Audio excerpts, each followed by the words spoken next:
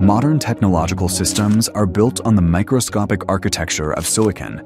Every autonomous vehicle and AI model relies on this physical hardware, but the global supply is approaching a hard ceiling. The current supply chain is highly concentrated. A few foundries, led by TSMC, control the production of advanced chips, leaving companies to navigate extensive waiting lists for the hardware they need to scale. Traditional chip making is plagued by geographic and logistical latency.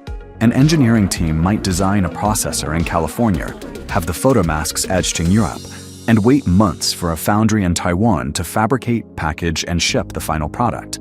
This chart compares the global supply with Musk's projected demand. The total annual output for AI-specific chips is roughly 20 gigawatts.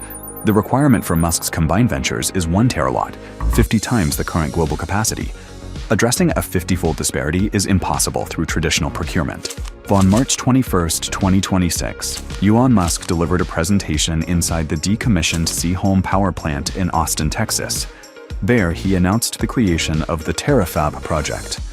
Terafab operates as a joint venture, pooling the capital, engineering talent, and hardware requirements of Tesla, SpaceX, and the artificial intelligence startup xAI into a single industrial entity. The consortium plans an initial investment of $20 to $25 billion. Their stated objective is to manufacture enough advanced silicon to generate 1 terawatt of artificial intelligence computing power annually. To house this operation, the facility is slated for the North Campus of Giga, Texas. The footprint of this complex is designed to scale up to 100 million square feet, making it approximately 10 times the size of Tesla's existing automotive factory. At full operational capacity, the facility targets an output of 1 million wafer starts per month. Wafer starts per month, or WSPM, is the standard industry metric measuring the number of raw silicon disks a factory begins processing every 30 days. To put 1 million wafer starts per month into perspective, that figure represents roughly 70% of TSMC's total global capacity. Terafab intends to concentrate that entire volume within a single site in Texas. Terafab is designed to sever the reliance on third-party foundries entirely. By bringing every step of production in-house, the venture aims to bypass the existing global semiconductor supply chain and build a closed-loop hardware ecosystem.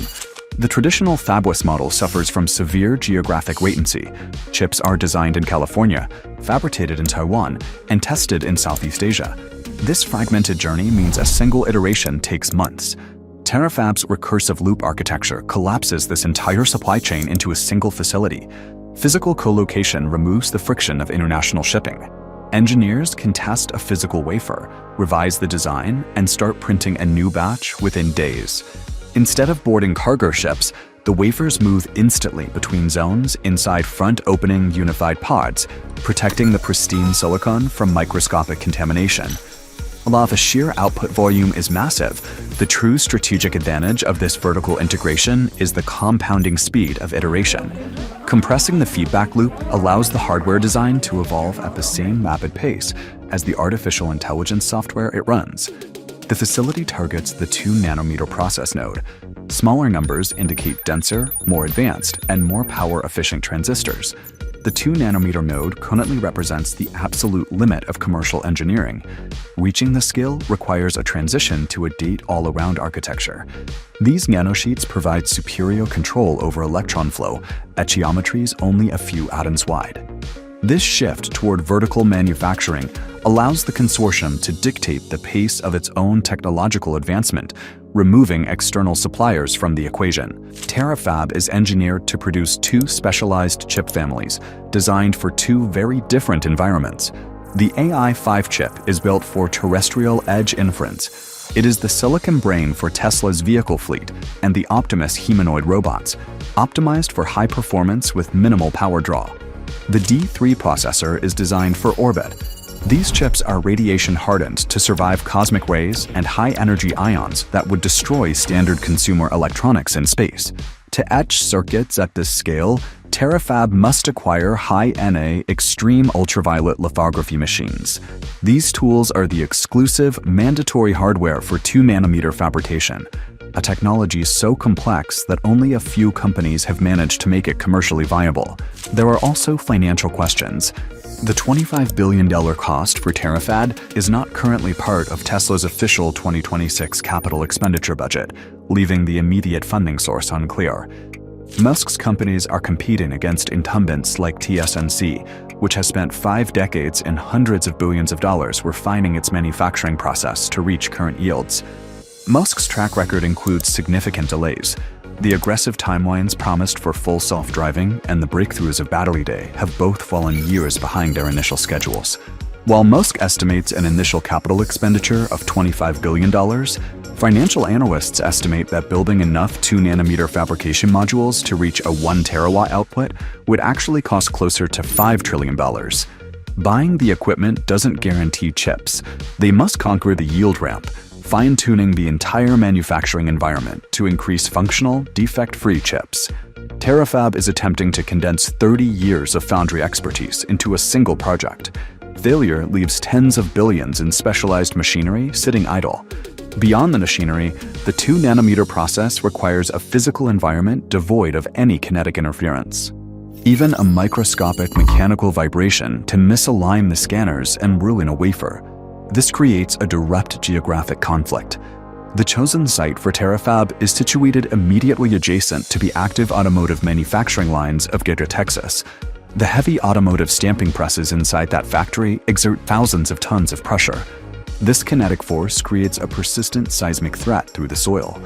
To mitigate this, the complex requires extreme architectural isolation, including deep piling foundations into the underlying bedrock and installing active vibration cancellation platforms beneath every scanner. If the bedrock isolation fails, the microtremors will shatter the facility's defect tolerances.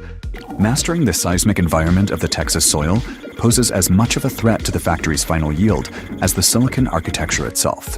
Even if Terafab overcomes the seismic constraints and achieves perfect manufacturing yields, the project faces a secondary, structural hurdle. The challenge shifts from fabricating the silicon to powering it once it is deployed. The ultimate goal of the facility is to produce an installed base of 100 to 200 billion AI and memory chips. Running that volume of hardware at full capacity requires a constant, uninterrupted electrical draw of 1 terawatt. This chart illustrates the thermodynamic paradox of that goal. The column on the left represents the 1 terawatt of power required by Terafab's projected AI silicon. The column on the right represents the total electrical generation capacity of the entire United States, which currently sits at roughly 0.5 terawatts. The numbers present a stark mathematical impossibility. The current American power grid produces only half of the electricity that Terafab's deployed processors will require to function. Generating the electricity is only part of the terrestrial bottleneck. Dissipating the heat generated by 1 terawatt of computing power requires massive thermal rejection infrastructure, relying on billions of gallons of municipal water to cool ground-based data centers. Deploying 100 billion AI chips on Earth would catastrophically overdraw the host nation's power generation and municipal water supplies. To scale artificial intelligence to the targeted volumes, the hardware must bypass the limits of terrestrial infrastructure entirely. To resolve this thermodynamic failure, the consortium has instituted a radical architectural pivot.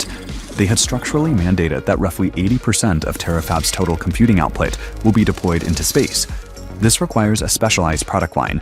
Alongside the chips built for vehicles and robots, the factory will produce the D3 chip. This is a radiation-hardened processor, custom-designed specifically to survive the high-energy photons and thermal stress of orbital data centers. Placing the data centers in the vacuum of space natively resolves the heat dissipation crisis. The near-absolute zero environment provides infinite thermal rejection capacity without drawing a single drop of municipal water. Space also removes the electrical generation bottleneck.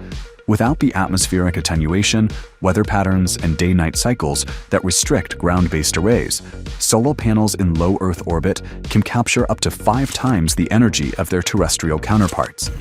The final component of this architecture is SpaceX's Starship.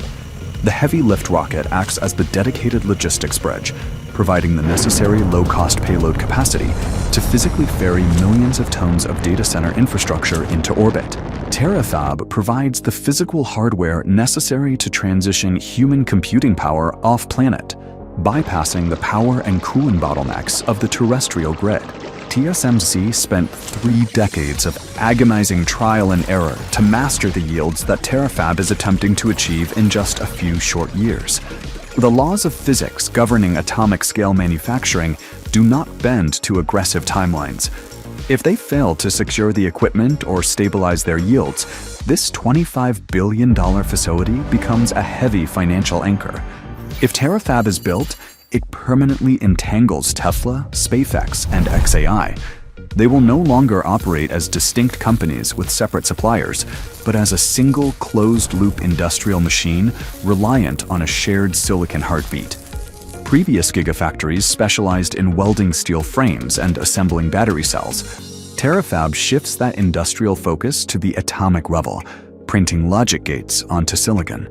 The success or failure of this single facility will dictate whether millions of Optimus robots roll off assembly lines and whether millions of satellites light up low Earth orbit over the next decade. The facility represents a total pivot for the Musk companies. They have transitioned from building vehicles to building the intelligence required to run them.